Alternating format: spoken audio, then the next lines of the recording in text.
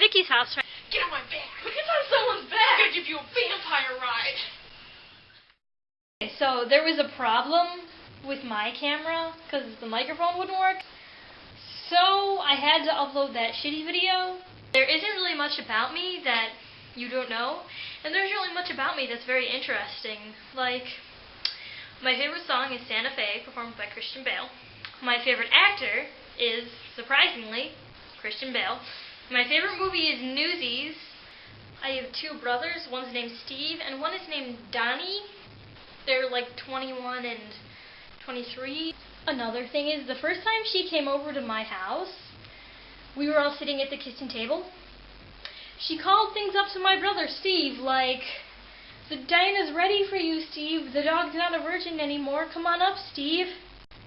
So I just went to Walmart with Vicky and Bridget and Teddy, and I got this poster, you know, Rorschach from Watchmen. Here's the poster. It says, "This city is afraid of me. I've seen its true face."